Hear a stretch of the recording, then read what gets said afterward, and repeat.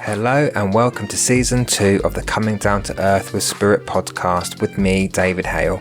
Like with Season 1, we will continue talking about all things spiritual in a real and down-to-earth way. So I hope you can join me on my podcast journey so you can learn from my own spiritual journey and experiences with spirit in order to help you on your own spiritual journey and development. So join me now as we get into this episode. Well, hello everybody and welcome to another episode in my podcast. And today's another very special episode because I have a very special guest, also known as my fairy godfather. We have Bill Hughes, psychic medium, joining me for this podcast. Welcome, Bill Hughes.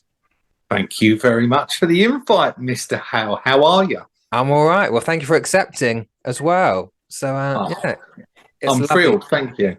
Oh, well, no problem. So, Bill, many people know we have worked together quite a bit, which has been a pleasure. But the one thing I'm not too familiar with is your journey and the start of it. So, do you want to take us back to your beginnings of how you realized that you could do this? You know, what was it a particular event? Like some people have particular events that start it all off, or was it a thing from a youngster? So take us back to your beginnings. Right. Well, back in the days when the dinosaurs roamed the earth and I was a young boy, that's where my awakening understandings happened. So at the age of 11, I lost my own dad to spirit, and it was probably around about 6 months after he had passed that I started to get visitations from dad. Okay. And one particular evening, as a child, I suffered really badly with nosebleeds. I had a nosebleed one evening, called out for mum.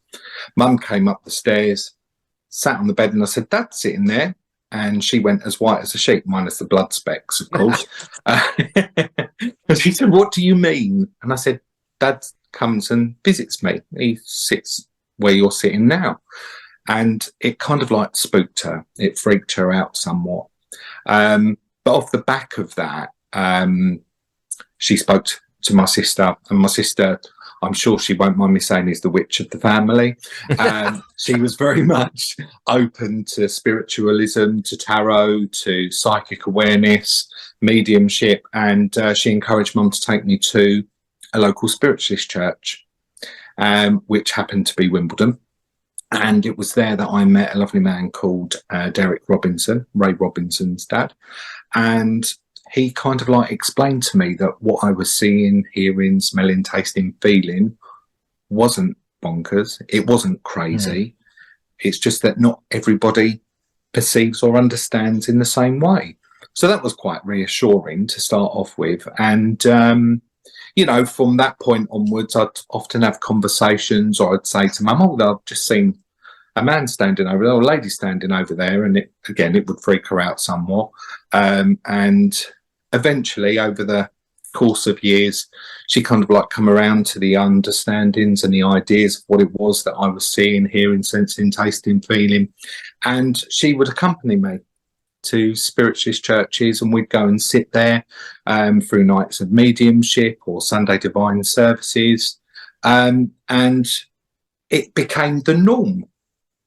And, you know, I carried that all throughout my adult life. Didn't really tap into it, didn't really fine tune, just intuitively knew and understood. And it wasn't really until my early 40s, again, when there was another massive life-changing experience that happened, that spirit kind of like stepped in at that point and said, "Right, we're taking over now, Bill. This is what we want you to do." And I started to sit development circles to fine-tune what it was that I knew, what it was that I understood. And I sat development circles, as I say, for 4 years, 2 circles twice weekly, before I took the plunge and started serving publicly. So an example of everything having its time and spirit knowing exactly when the right time is to intervene, shall we say. Absolutely. And come back to your sister. Is that Sharon? Am Yes. I correct? What's Yes. her? Is it Sharon? Is it Eternal Tarot? Am I? Eternal Tarot by Sharon. So she features on my Facebook page. I pop Yeah, her daily card up on my page. But yeah, she has her own page on Facebook as well. yeah. Eternal Tarot by Sharon. And because I'm thinking now of family connections with this. So Yeah. I personally don't come from a family of psychics or mediums or anything like that. So I grew up very very Catholic, right? Uh-huh. Um, so is it within your family? Because isn't Lorraine Francois your cousin as well? She is, yeah. So Okay, there's the long line of history that evolves from my father's side of the from your family. So father's side. Okay, yeah, yeah. So my paternal grandmother used to read tea leaves. okay, We come from Romany stock, from Romany roots. So, yeah, you know, some people perceive gypsies as fortune tellers and everything else that goes with that.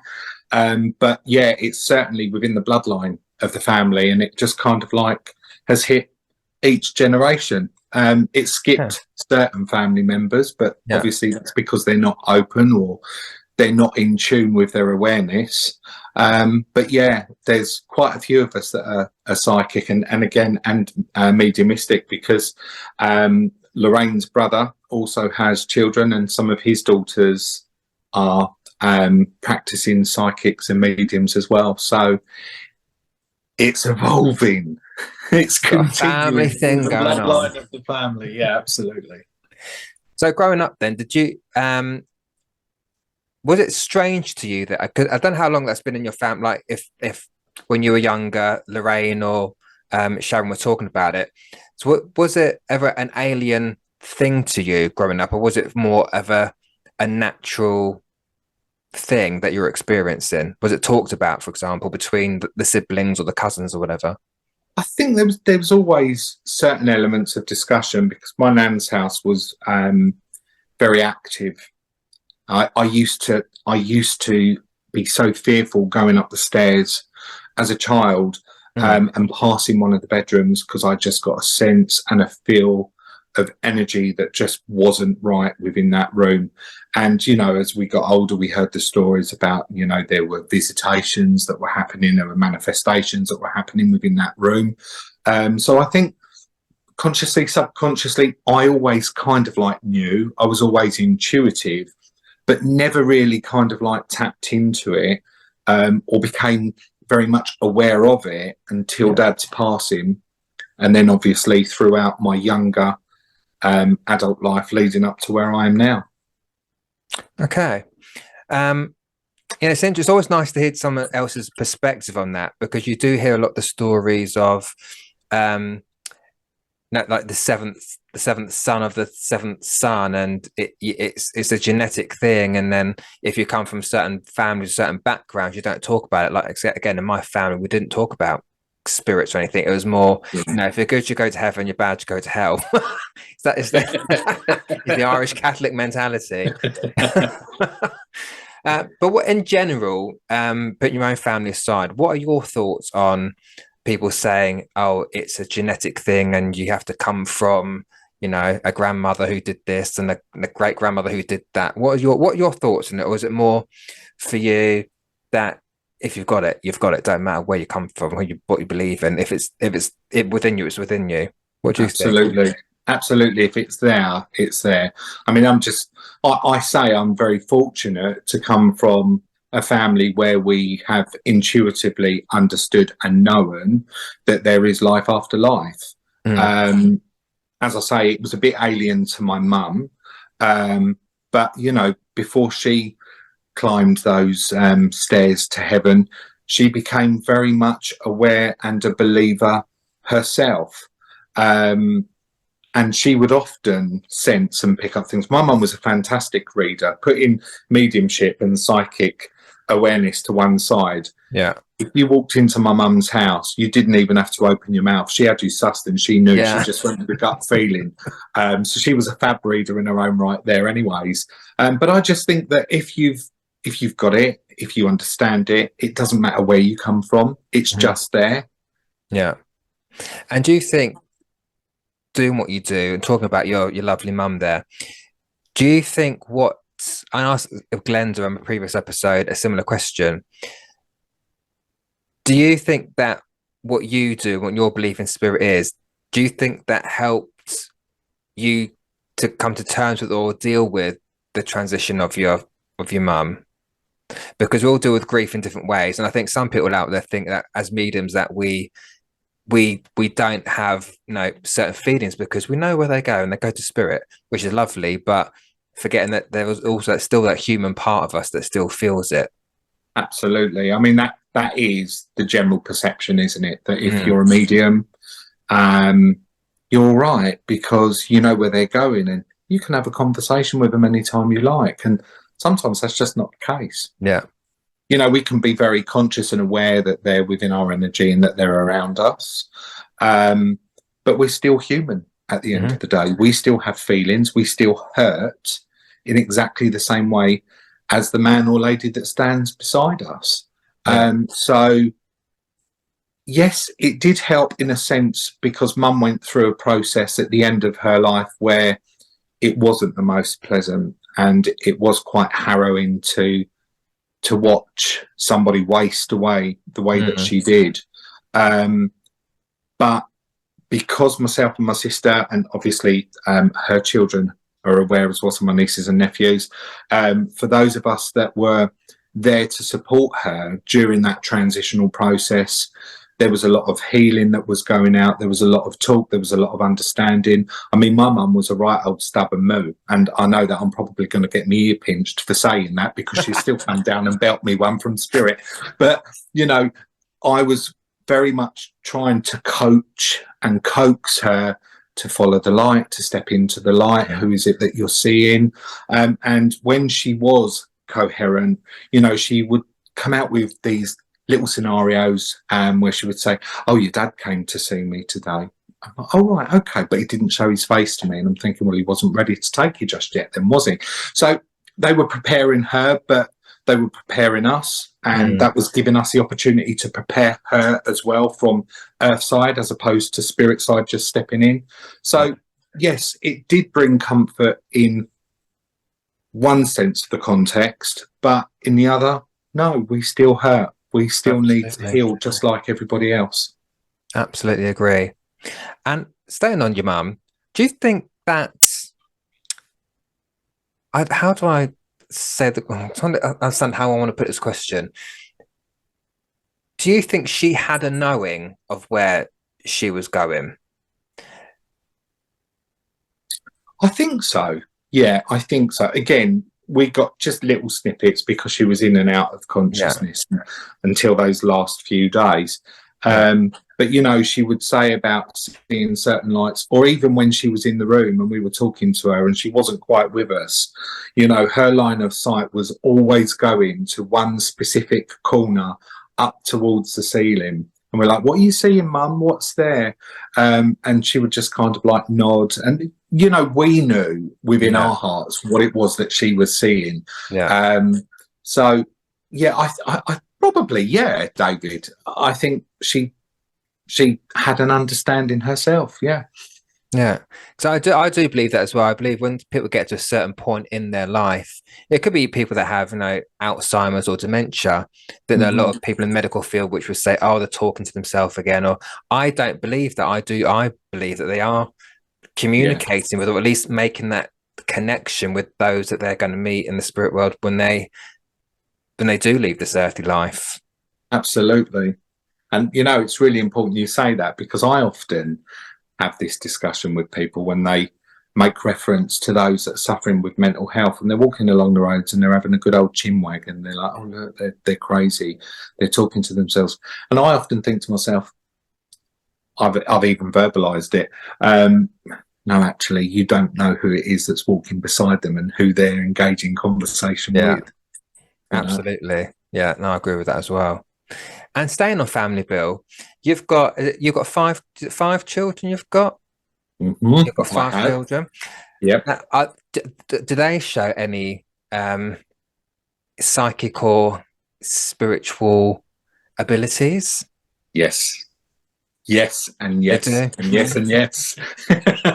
So um, how does that manifest in each of them? do you know, I was always conscious from when they came onto the earth plane. It's like what you touched on yourself. You come from a Catholic upbringing, and they had a dual faith upbringing. So, from mum's side of the family, it was Irish Catholic, Mm. it was very dominant. From dad's perspective, he used to do juju magic until they understood what juju magic was. That was a terminology they used Yeah. as children. But I never discouraged it. So, you know, when they were playing, when they were sat in a corner, when they were chatting to themselves, I'd be like, who are you talking to? Oh, that little man over there. And what does he look like? And how is he dressed? And what is he saying? And why has he come to see you today? So it's always been there. It's always been open. So it's not been alien to them. Yeah. And obviously through family loss on both sides, I think that that's kind of like awakened them somewhat even more so. Some of the girls get a sense and a feeling. Some of them have heard audiently. Mm. My son has actually seen. But as I've said to them, it might not be something that you want to pursue now. You might never, ever want to pursue it. But never be dismissive, never be frightened, because it's the living that will hurt you, not the dead. Mm-hmm. So just say to them, if you're feeling, you're sensing, you're hearing, you're uncomfortable, I know that you're here, but I just want to live an earthly life. Thank you for coming. Just leave me alone. Step back. And they've put that into practice. And fingers crossed, touch wood, everything's been fine so far. And do they understand they can't get away with anything because daddy knows? Yeah, I use that one all the time. Don't lie to me, I'm psychic. Get out of my head. Get out of my head. But no, I think that's a really important thing that you said, because I'm also an advocate for not necessarily encouraging it, but not discouraging it. If you have children that are experiencing certain things, because you do hear, you know, that I can understand why it would freak out a parent if they're not familiar with how it works. I can understand that, and Yes. therefore they would maybe not be as inclined to again, not encourage it, but to understand what their child is hearing, feeling, or seeing, or whatever. So, being a parent yourself, what advice would you give to any parent who does have a child that does see or sense? Because I get the question from parents as well, like, what do I do? No, that they're telling me they're seeing things. I'm not sure how to go about it. What would be your advice to parents in that situation? Take from my own experience, seek advice, seek help, professional help within a spiritualist church or centre, somebody who knows, who can give the advice, the correct advice, who can help, who can coax, who can teach, who can make them understand, you know, not just the parent, but the child themselves. I mean, I'm so passionate about the younger generation, and the younger generation being our upcoming mediums of the future. And it's such a shame, because obviously with laws and regulations that we have in place right now, and obviously there's that maturity level that we have to take into the or bring into the equation of conversation. But can you imagine developing somebody who's very highly conscious and aware, who wants to evolve, who has matured, and getting them at the right age? We would have some absolutely phenomenal mediums here, because most of us, as we, you know, rightly touched on, don't kind of like tap into this until certain phases or stages of our adult life. Yeah. Now, I'm not saying for 1 minute that, you know, we should be putting this on the heads of youngsters. Let them mature, let them get to a certain age where they're comfortable within their own understandings, they're matured within their own self, and they're ready to take that next step. It would be just fantastic to have like a classroom of 18 plus year olds where you can hone in and develop and nurture, and it would just be phenomenal in my view. Yeah. As I say, a lot of us find it later on in life. So Yeah. that's my take on that one as well. Sorry, I deviated a little bit. No, it's a good point. I think, when you are young, you have the social conditioning, Yeah, and you have, whether it's by your parents or just by society in general, to think a certain way, or you can only believe it if you see it, or you yeah, can't believe in that because it's not logical. Because, well, what we do is not logical. To a logical person, what we do is not logical. But it's all those kind of things that I guess are not implanted, but ingrained in younger people, that automatically put the blockers on, right? yeah, So if they were again, I guess, left to making their own choices and decisions, then, and to follow that intuition, then you're right. I think they could turn out to be some great, intuitive, connected mediums, wouldn't yeah. they? Yeah, I think the younger generation now are evolving consciously at a higher vibration than we ever have done. Mm, A lot of the youngsters nowadays are fascinated, for example, with crystals.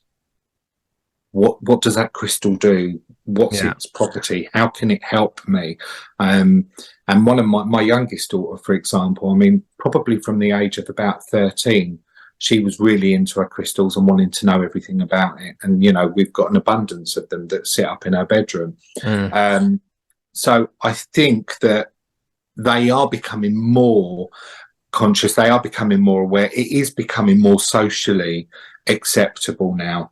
I think COVID played a massive part with regards to people having slightly different takes or further beliefs. I just feel that for us was a turning point, for it to evolve and for it to grow and for it to become a lot more conscious in people's lives now. mm. I would agree. I think 2020. I don't. I think it's one of those periods where you couldn't do anything but reflect, Yeah, or to really understand what's important, yeah, because a lot of people were banged up indoors, yeah. not being able to do the regular normal things. So I think it was as tough as a period it was. I do feel for some, was a period of reflection, I think, and people to really Mm, understand what is important to them, for me included as well, right? You do yeah, kind of take stock of, oh, we can no longer do things we normally do, that we yeah, take for granted. So I agree with you. I do think it was a definite time for transition, or just change into maybe new thoughts and way of thinking as well. Because again, with in that period, you had a lot of people passing away. So that's on top of that is, with that on top of everything, that can then make people think life is so precious. We just don't know what's going to happen, yeah, and to really take people, um, not take people for granted so much, and realize, what it is that's important in your life. And yeah. I think that made a big difference. But staying on your kids, if you don't mind, have they seen you do a demonstration? They have. Have they been to one? Yeah. What did they think? I think they were totally taken back. I took them to a demonstration that I'd done back last year, all of them, and a couple of their friends came as well, actually. And Coach I was trip, love driving, it. I was driving along on the motorway, and I said, got a little staffy dog here with me. And they were like, what? I said, yeah. I said, I've got a little staffy dog. It's got a little white patch, and it wants to talk to its mum tonight. And they were like, oh, you're mad. You are crazy. But, we get the most bizarre and the most bizarre, Yeah. bonkers of information that drops in. And I always trust, I always believe. And I put it out there.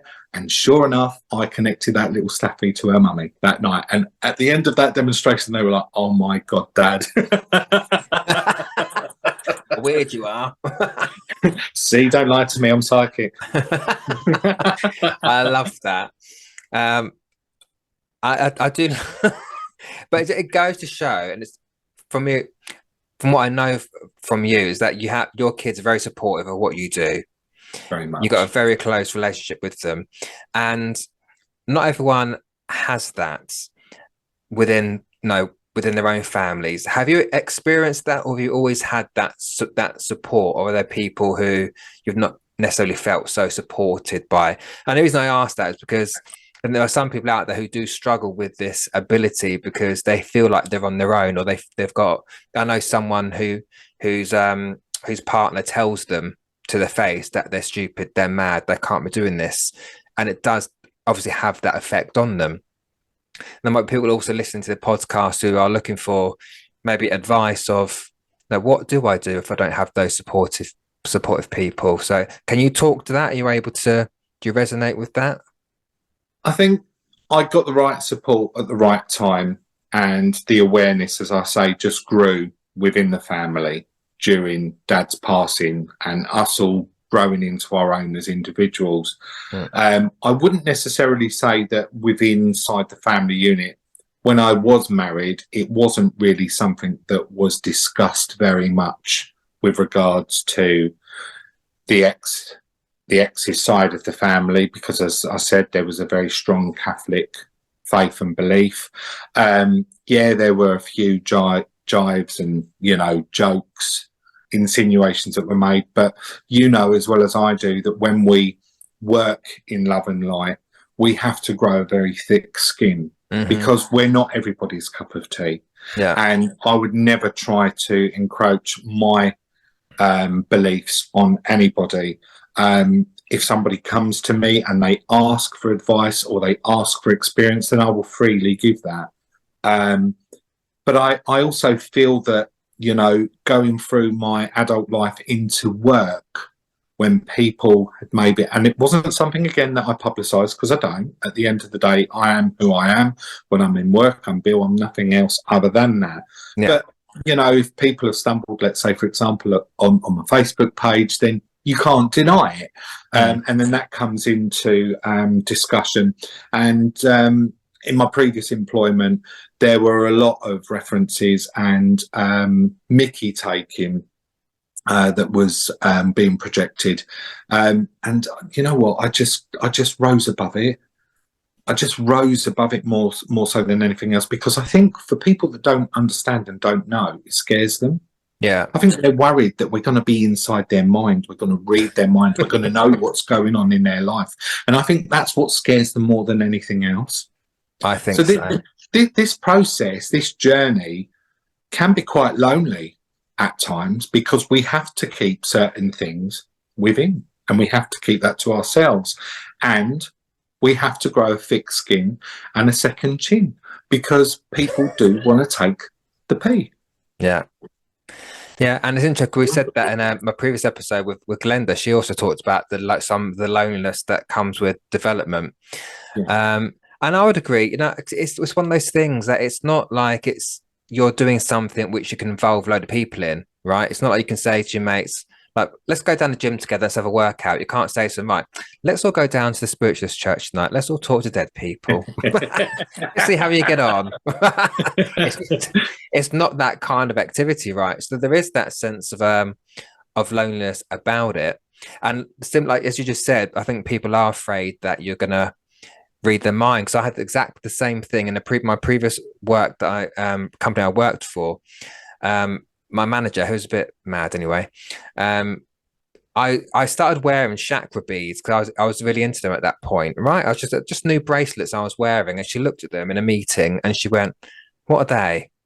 So I told her. So I told her what I was doing. She went, "Well, whatever you do, whatever you see in my head, don't tell me. I don't want to talk about it." And I'm like, well, firstly, I'm not a mind reader, and secondly, my darling, I do not. Well, I don't want to know what goes on in your head. Thank you very much. I don't think so. But people do have that perception, don't they? Of like, we're always connected to you. We're going to connect to everyone. And it's just not that. Yeah. It just ain't that. It's just not how it works. Yeah.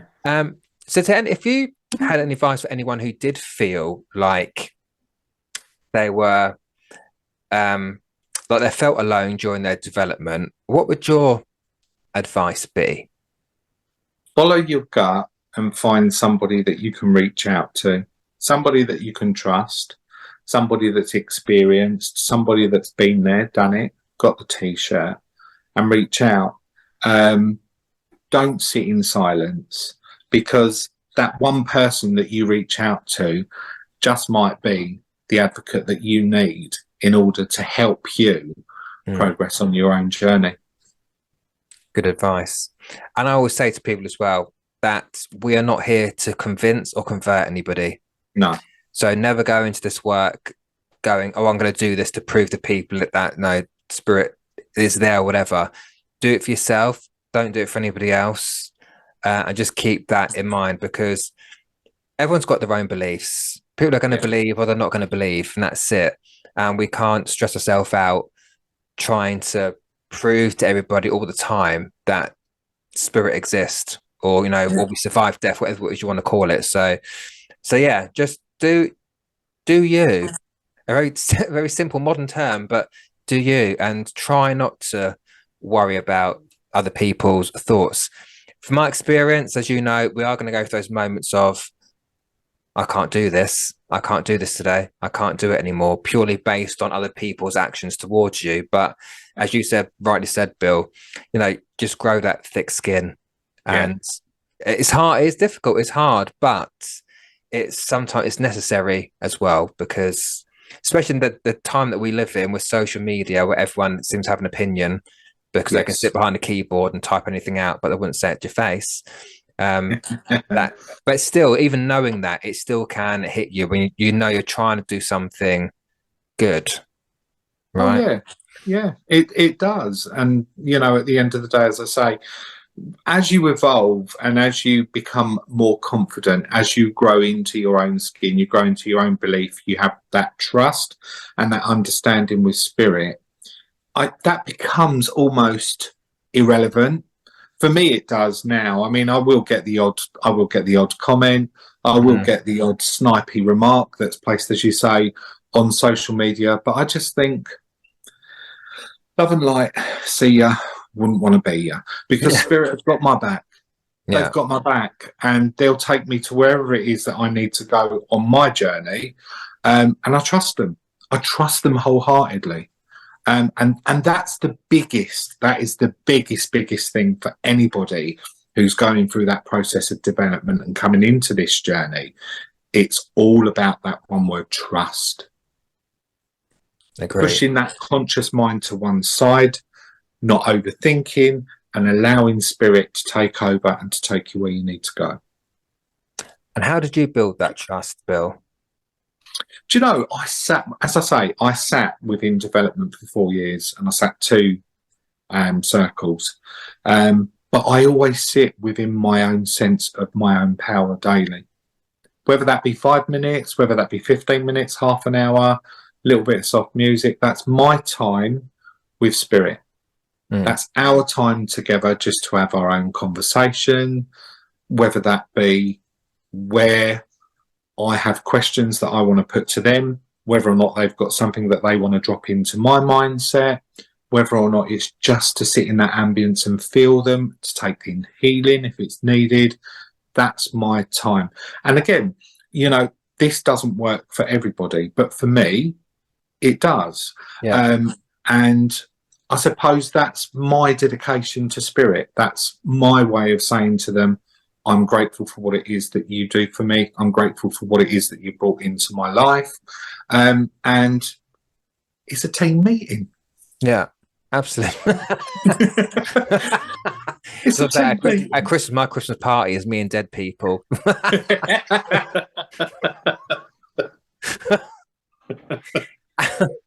And talk about your development, Bill.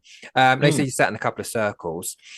Do you think you can put a time on someone's development? Because I was told different things by different people at the church or whatever. Because it's that you have to train for this amount of time before you do this, and before you get on platform, you've got to train for this amount of time. Now, obviously, it's not a 6 week thing, right? It's a longer process than that. So that might sound obvious to say to people, but it's a bit more of a journey than just doing a quick course. But do you think that I understand from my trainer background that everyone learns at different paces, and they learn in different ways? Now, I do have people ask me, how long should I wait? How long do I need to do this? what would be your perspective on that? Do you think you can put a time on someone's development? I know my opinion, which is no. No. But what would you say with regards to how long someone should develop or what they should do to develop? No, you can't put a time limit on it. Yes, I totally agree with you with regards to it's not just a very short duration where you've maybe sat one development circle for a number of weeks and then you claim the title of being a medium and you go out there and you are completely destructive. Because we learn, as you know, going through this process of being empathic with regards to the way that we conduct readings, we are taking into account there are people's feelings, their emotions. We are connecting with their loved ones, whether that's past loved ones, family members, or friends.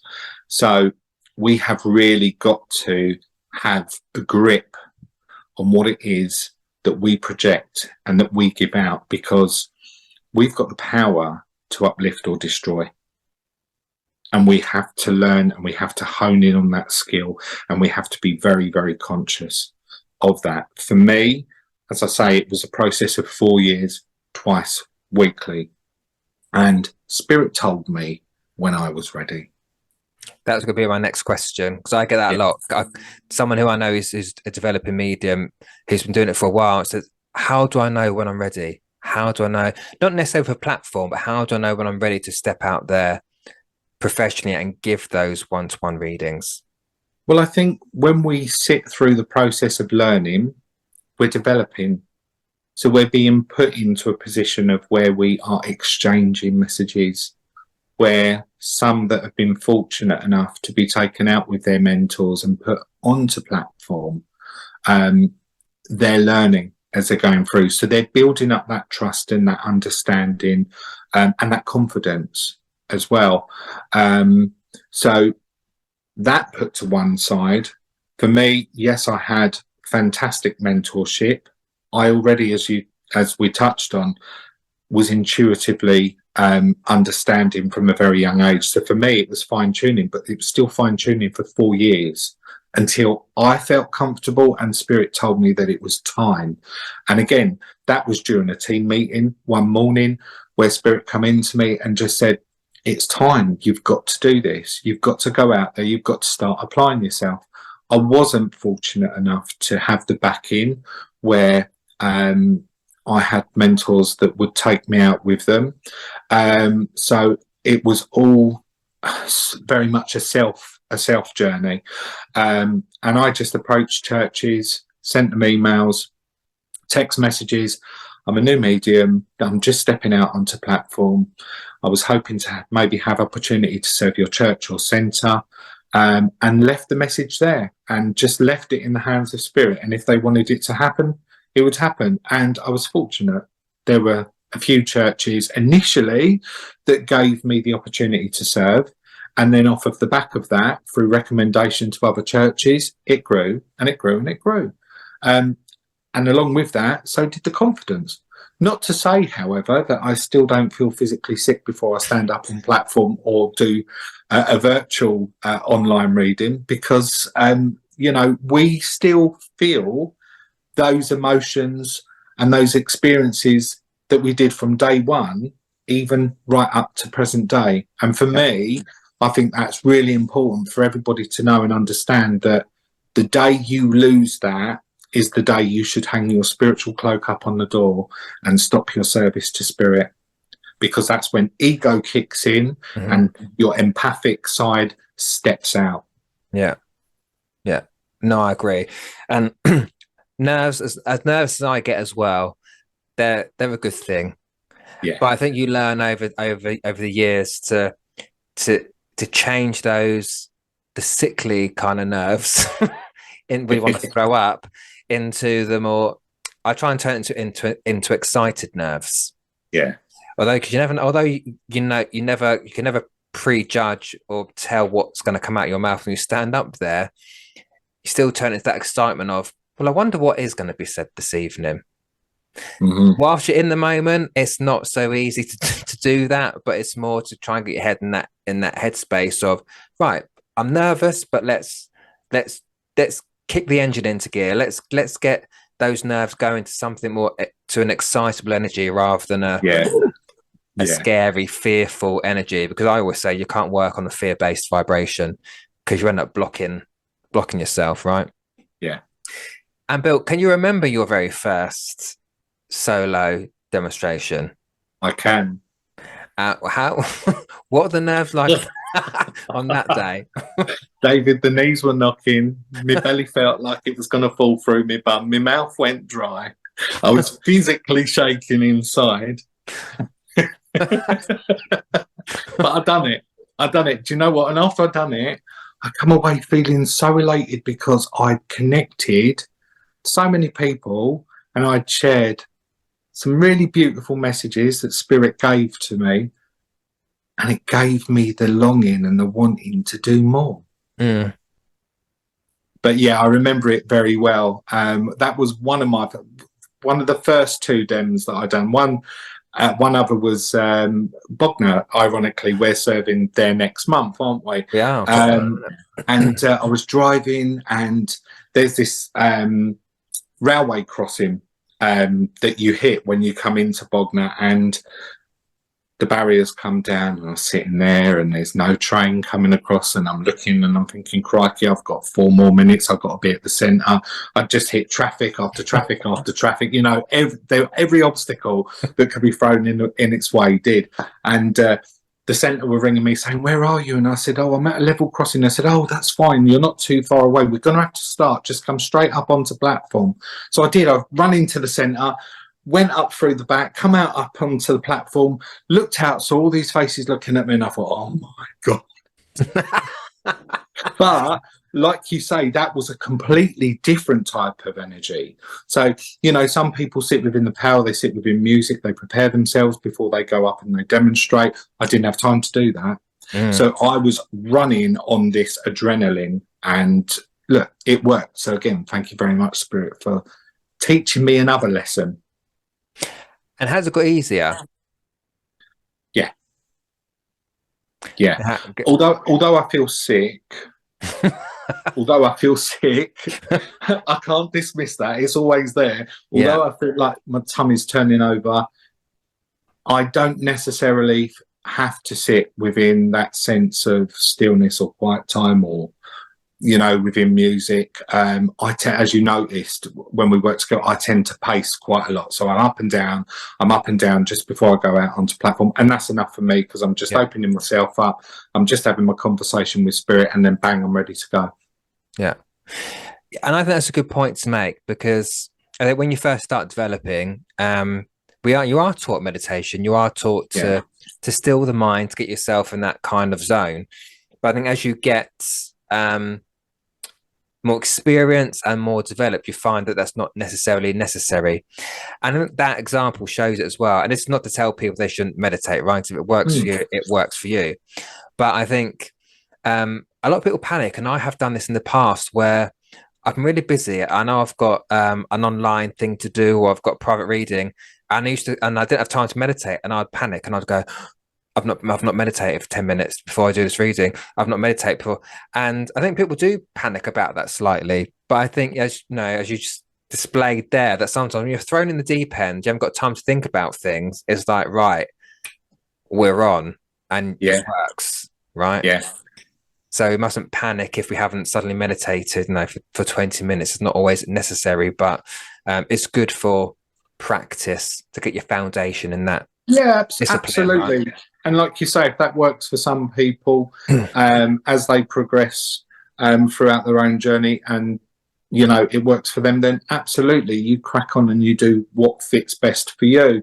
But, you know, I even can take ourselves back into our early days, for example, when we were developing. And I remember sitting in meditation, and then I remember having to connect with that sitter, and the process of putting one message together. And then when you've done that, you've found that, and you feel physically zonked and like exhausted from doing it, and thinking to myself, how on earth am I ever going to be able to stand up on platform and do one message after the other, after the other, after the other? You read my mind. I was about to ask that question. Yeah, I'm psychic. Uh, I tell the kids that all the you time. must be. Yeah, because did you ever think, did you ever see yourself on platform giving those messages one after the other? No, no, never. Um, I mean, when I went into the process of learning and fine tuning, I never done it with the intention of going out onto platform.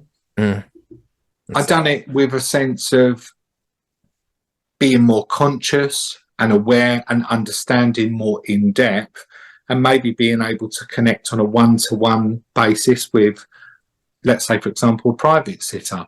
Yeah. Somebody said to me at the start of that 4 year process, in 4 years' time, you're going to be up on a platform, you're going to be demonstrating to halls of people. I would have been like, are you mad? Are you crazy? But I trusted.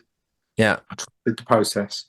And you step outside your comfort zone and look where you are. Massively, massively. And that's one thing that we've all got to learn from this process, is that you will be taken outside of your comfort zone, your comfort bubble. It will be popped.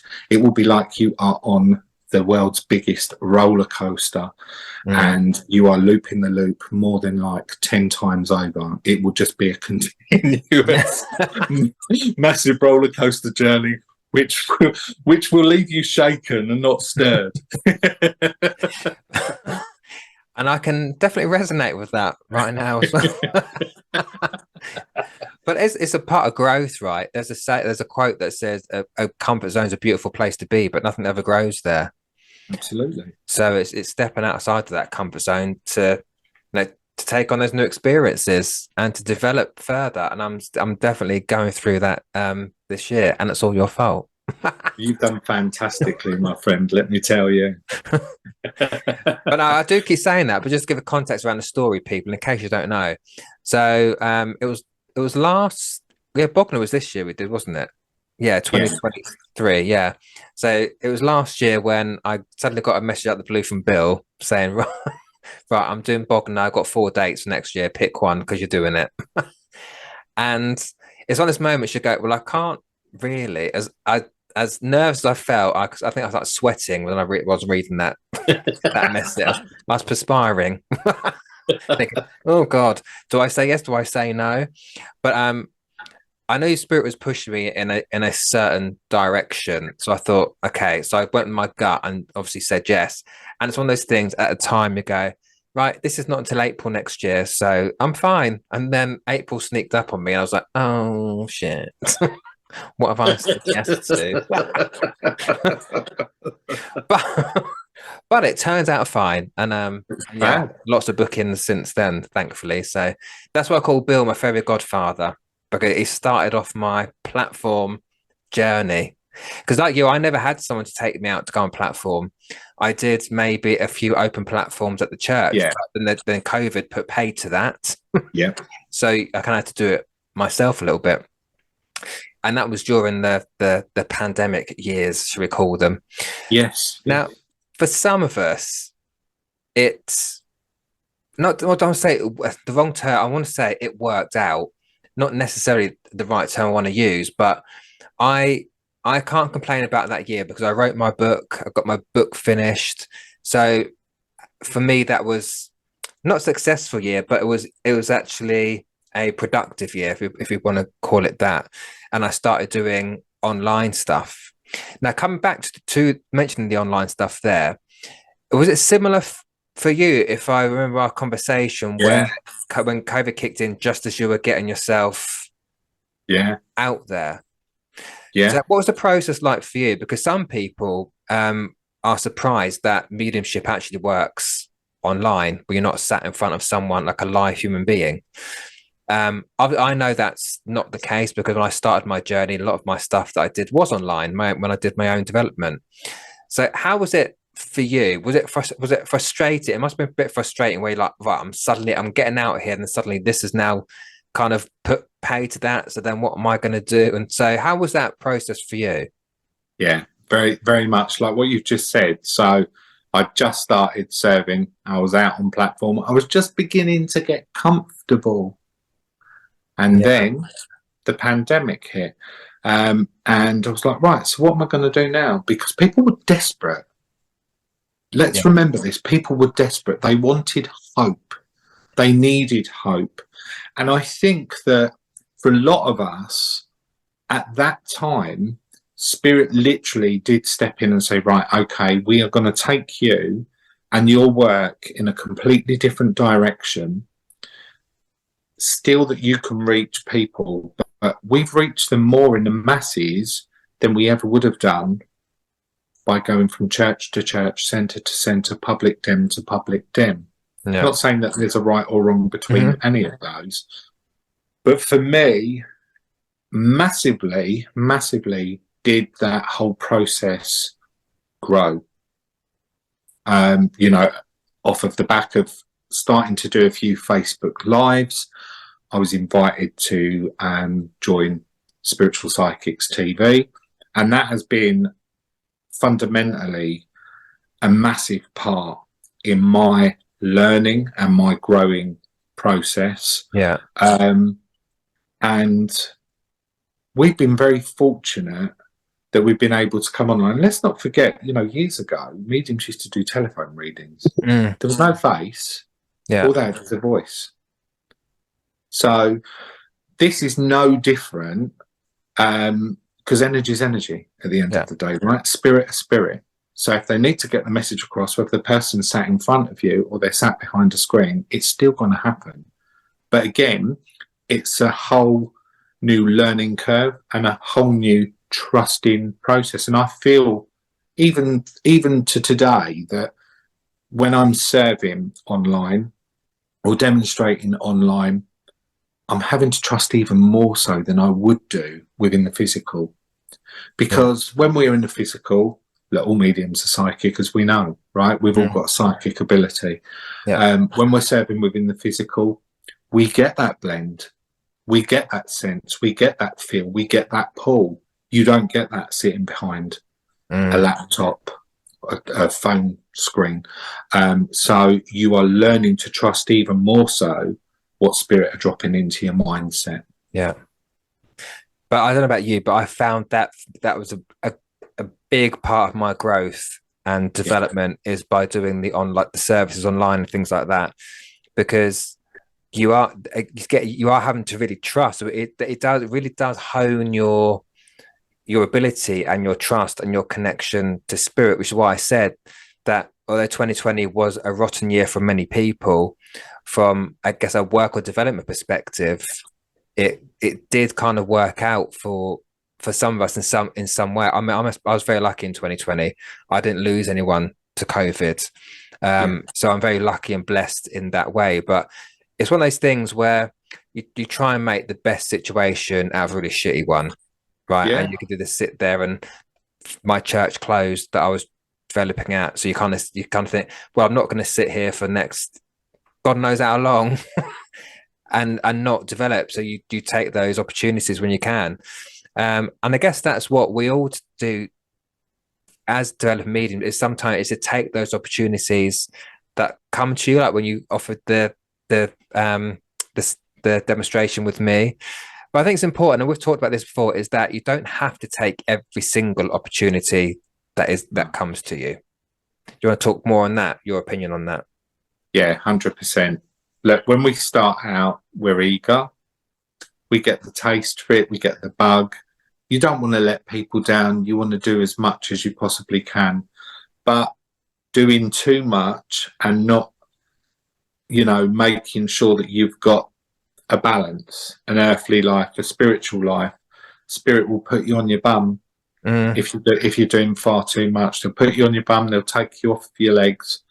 So it's really important to be conscious of just exactly how much it is that we are doing when we're serving spirit. I mean, I know myself, as I'm moving into next year now, I've taken a step back from quite a lot of what would have been normal commitments. And that's purely because I need time for me as an individual to learn and understand where it is that I'm going, not just within my own spiritual journey, but also my own personal life. As we touched on, I'm a dad a lone parent to 5. So the kids have sacrificed quite a lot of time for me to be able to do this, for me to be able to grow, and for me to be able to evolve. So they've embraced, you know, my journey and my passion for what it is that I want to do. So I need to dedicate a little bit of time to them. I need to dedicate time to other family members, to loved ones. And, you know, you can't expect people to continuously sacrifice for the sake of you. So be very conscious. My advice would be to anybody that's starting out there, map, set yourself appointment times where you can make yourself available, and set those times to one side where you can rest, where you can recoup, and where you can reconnect with those that you need to. Because your light bulb will always be seen by spirit. And when your light bulb's on and you're ready to work, they'll be there if you trust the process. I'm going back to that again, if you trust the process. But yeah, it's really important to make sure that you're kind of like giving yourself time, because I know, and you're probably feeling it yourself now, that we're in October, we've got 2 more months left.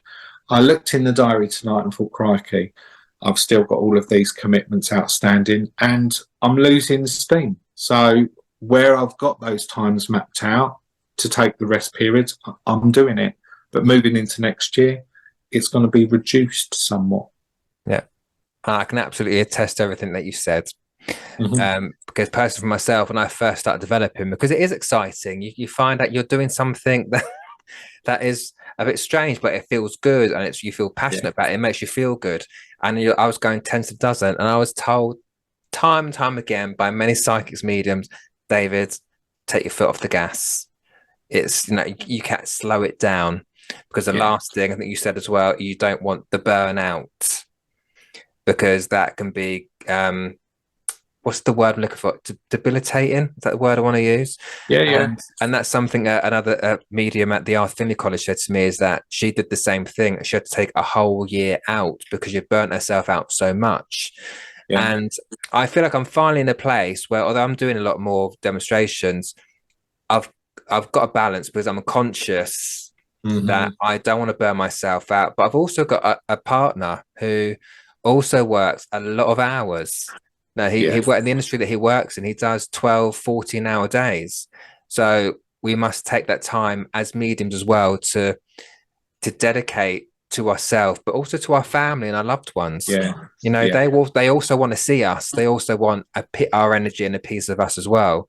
So absolutely agree with what you said. It's looking after yourself, and do get the balance, because spirit always going to be there. As you say, your light bulb is always going to be switched on, but make sure it's switched on at the right level for you at that particular time. It's probably the best way I want to say that. Yeah, nothing wrong with doing a spiritual health check from time to time. Absolutely. Now, Bill, as we wrap up, I had a question from one of our fans, because I put it out on my Facebook, any questions that they want to ask you. And Chrissy Wheatley has asked, are there any mediums that you look up to, or looked up to, or have inspired you in your journey? Do you know, I've seen so many mediums because of, as I said, during that initial process of understanding, I've seen hundreds of mediums from the age of 11 up to now. I think I can take inspiration from each and every single one of them, because it's not easy what we do. It might look easy, but it isn't. It's not easy what we do.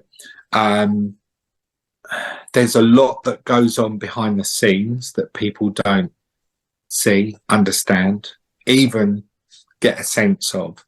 I think when I was first going through those 4 years of growth, I tapped into Tony Stockwell and read up on some of the literature that he had published, and I found that quite inspiring. But I just think that when we are open, when we are developing, when we are growing, go and see and watch as many as you possibly can, because it's really important to touch on the fact that we can't be like another medium. We are unique to Yes, our own individual selves. But 100%. there's nothing wrong with being inspired by the way that somebody works and thinking, oh, I'd like to be able to put a context of that into my own message, but you interpret in your own specific way. So you can take a little bit from this one, that one, and everybody else, put it in the pot, mix it up, and then bingo, you've Hmm. come out with your own authentic, unique self. Yeah. But I am inspired by anybody who gets up and shines the light for spirit, and that is commendable. And I often use that in my opening or closing prayers when I'm demonstrating in church, where I ask people to hold within their thoughts and their hearts all of the serving mediums, light workers, psychics, however it is that people perceive it. Hold them within their hearts and their minds, sending that love out to them, because it is an energy exchange. It is exhausting, as we've touched Yeah. on. And most importantly, they are doing a phenomenal job with connecting those that need message from their loved ones up above. Absolutely. And it's not, and as you say, it's not an easy thing. So people think we're just stood there, just no, it's not so easy. So with that in mind, what has been one of your biggest challenges, do you think, during your journey of mediumship? Oh, that's a good one. You know what, David? I'm going to put it out there because most people will flit around it.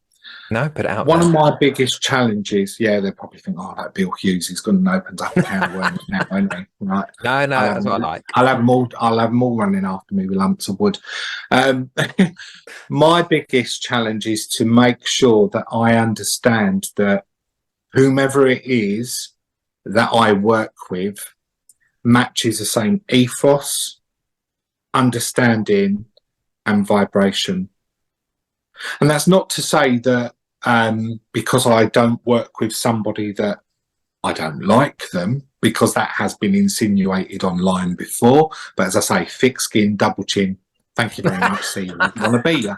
I love But, that. but you know, I think it's really important that when we are established as mediums, okay, that people look to us. And if we're working on a platform with somebody, let's say, for example, that has sat for 6 weeks in a circle and thinks they're a medium and they're up beside you, we're condoning them. Mm-hmm. Absolutely. So for me, the biggest challenge has been, yes, I've made some phenomenal connections, some fantastic friends within the spiritualist movement, but I'm very conscious of who it is that I choose to share space with. And I've had to learn the hard way from that. Yeah, I agree. But any lesson you learn, right, it's as a positive thing, isn't it? Yeah. That's what we're here to do, learn those lessons. But no, I'd agree. You have to go who you resonate with. Yeah. And you know, 100%. again, as you say, who matches you. Not that necessarily matches you, but who kind of resonates with that, say, as you say, the values, the ethics that are important to what I know important to you as they are important to me as well. So definitely. So on the flip side to that as well, then what's been, I don't know, what words do I use? Because the best part of it seems a bit of a generic term, but I don't know, what have you enjoyed the most about your journey? Has anything stood out to you, which has been like, wow, this is what really stands out to me about my journey? The first one, there's two here. First one, obviously, David, is that, you know, our paths were aligned and we've had opportunity to work with one another, right? Oh, you flatter you. Two, I've been really blessed with working at SPTV and Collective Consciousness, and I have been so fortunate to be able to share that virtual platform with amazing mediums from around the world. And that's not something that I believe I would have had opportunity of doing within that very short space of time. I mean, I've been with SPTV, as you know, for nearly 3.5 years now, and that is retiring come December. But for me, over the 3.5 years of sharing that virtual platform, that energy in that space with people that match my vibration, my ethos, my understandings, it has been an absolutely phenomenal experience. I would still be treading the church platforms and centre platforms for another 20 years to come to share the platform with that many mediums. So in that respect, that's probably been the highlight so far of my journey. Well, thank you for involving me in that. That was very nice of you to say, I've got to say. And it's obviously it's reciprocated, as you know. And as you also know, that you were predicted to be in my life, and I've told you that story before. So you were meant to be there. And I very much believe that, people are meant to be in your life for whatever reason, season, or whatever I can't remember what the saying is. Forever, I don't know. I'm not going to embarrass myself by trying to remember it, but something for a reason, for a seat. Oh, I don't know. I know what you mean. You know what I mean? Yeah. But yeah, and talking about being in each other's paths, let's talk about what else we've got coming up, because we have got a couple of things coming up before the end of the year is out, haven't we, Bill? We have, haven't we? We have. Do you remember what they are? So we've got Bognor Regis Spiritualist Centre, where we will be doing a demonstration of mediumship with the lovely Caroline Tinks Johnson. That's in November. Yeah, and November. And then we are reconnecting with the lovely Kerry Stanford, psychic medium, on the 14th of December. We're going to Essex. 14th? I thought it was the 17th. Oh, have I got it wrong? I'm start sweating. Let me grab the diary. Whatever date it is, in December, we are reconnecting with the lovely Kerry Stanford in Essex, and that will be fantastic as well. Absolutely. I'm looking forward to them, especially going back to Bognor, where I first started. Yeah. And to come back again. That's going to be fabulous. So, yeah, if anyone listening is in the Bognor Regis area or just the South Coast, do come along. There's 3 of us, and it's going to be live streamed as well on SPTV. So our producer Richard will also be there to live stream it. But do come down because it'll be a great atmosphere. Last time we were there, it was fully booked, sold out, loads of people, and the energy was great. So it's a lovely place to work. So do come down if you're in the area, or you fancy a day trip to the seaside. Come down, come and see us. And then Essex as well. That'll be my first time in Essex, doing a dem. So, and that's nice, and that's a Christmas one, isn't it? So it's the 17th of December. It's a Sunday night. Yeah, it's a Sunday night. There's gonna be little stalls there, if I'm correct. Yes, I think Kerry's organising for some little stalls, like craft stalls, spiritual stalls. So that'll be nice. So there'll be some gift ideas right on top of Christmas for people. Yes. And also there'll be some lovely messages exchanged on the evening. So they'll get a message. Yeah, you're absolutely right. I've got the diary in front of me. I've just opened it up. It is the 17th. 17th. Just thought I'd check. But yes, that'll be a great evening. Should lift the spirits excuse the pun, but for lack of a better phrase. It's Christmas. We may be there with our Christmas hats on. Wear your Christmas hats, your Christmas jumpers, your bells, your glitter, whatever you want to chuck on, nice and sparkly. So looking forward to that as well. But Bill, thank you very much once again for agreeing to join my podcast. Thank you for the invite. I hope it's been insightful for people listening. I think it will, because I see so many positive comments about yourself, Bill, and that you are a great ambassador for spirit, and people love the work that you do. And I would agree, and that's why I agree to work with you, because you are fabulous. Bless you. Thank you very much. So thank you once again. Thanks to everybody for listening. Until next time, take care of yourselves, and we'll speak to you soon. Well, there you have it. that's the end of this episode. I hope you enjoyed what you heard and you found it interesting. There are plenty more episodes to come, so stay tuned and I'll speak to you all soon.